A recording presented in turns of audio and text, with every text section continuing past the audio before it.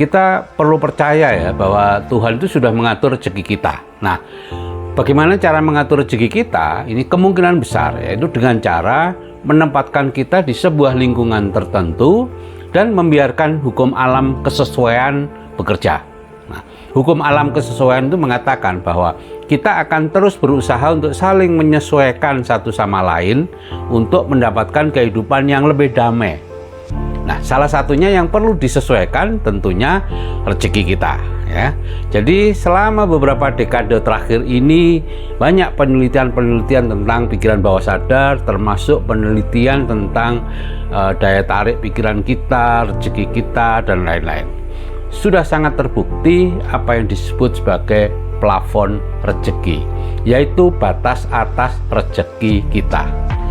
Nah, sudah ada penelitiannya, batas atas rezeki kita adalah rata-rata rezeki 6-10 orang yang paling mempengaruhi kita. Ya, dimana kita secara bawah sadar kita ingin cocok dengan mereka. Nah, misalnya orang tua kita, guru-guru kita, guru mengaji, teman jaga malam, teman main gaple, dan sebagainya. Bayangkan kalau rezeki rata-rata mereka 3 jutaan sebulan atau 2 juta sebulan, maka dengan sendirinya rezeki maksimal kita adalah 3 jutaan. Ya, bisa saja dengan upaya keras atau diajak kerjasama bisnis teman, kita bisa menaikkan penghasilan kita. Tapi itu hanya sementara, Bapak Ibu. Pada akhirnya akan ditarik lagi ke bawah menjadi 2 atau 3 jutaan itu. Entah kita dibuat bangkrut, pecah kongsi, dan lain-lain, atau dimunculkan pesaing dan sebagainya.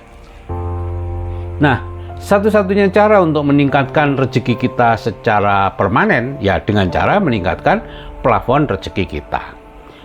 Zaman dulu kita bisa mengubah rezeki kita itu dengan cara merantau. Ya, kita keluar dari kampung kita, bergaul dengan orang-orang yang berbeda.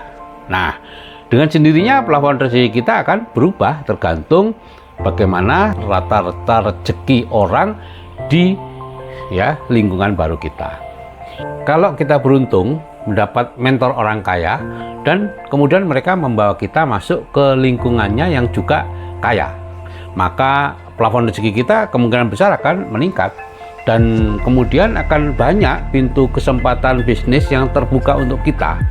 Dan itulah yang sudah terjadi pada generasi pertama para keluarga miliarder seperti Lim Chulyong, Mukhtar Riyadi, Ciputra, Khairul Tanjung, Datuk Sri Tahir, dan lain-lain.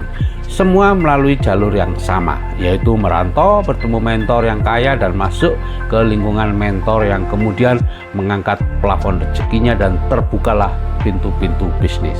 Saat ini ada cara baru untuk menaikkan plafon rezeki. Pertama yang perlu dilakukan adalah mendengarkan audio terapi bawah sadar atau ATBS penghasilan 100 juta yang saya buat selama 21 hari. Nah, plafon rezeki Anda akan naik itu secara signifikan, tetapi tidak lama akan ditarik lagi ke bawah oleh lingkungan. Ya, karena itu Anda perlu masuk ke bisnis yang direkomendasikan, yaitu bisnis network marketing. Robert T. Kiyosaki di buku-bukunya mengatakan bahwa ini adalah jenis bisnis yang mampu mengubah kehidupan seseorang. Dan tentu sudah saya buktikan, adalah bisnis kuadran kanan yang kalau kita berhasil, penghasilan per bulannya bisa nyaris tanpa batas. Anda bisa mendapatkan ratusan ribu, jutaan, puluhan juta, bahkan ratusan juta. Miliaran juga sudah ada dari bisnis ini. Semua tergantung kemampuan Anda meningkatkan dan kemudian mempertahankan plafon rezeki Anda sampai secara nyata berhasil mendapatkan bonus besar. Nah, bisnis networking itu hanya alat, Bapak Ibu. Berhasil tidaknya kita mendapatkan penghasilan besar dari bisnis networking tergantung tinggi rendahnya plafon rezeki kita.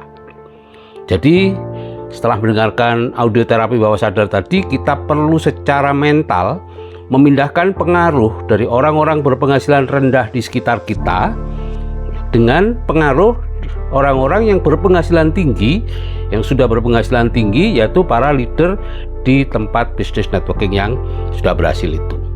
Caranya ya dengan menghadiri seminar-seminar inspirasi ya, seperti kalau di Debaca namanya Sick Day. Dan kemudian setiap hari usahakan selama beberapa jam mendengarkan audio dan video mereka yang disediakan di BSM ya, Business Support Material.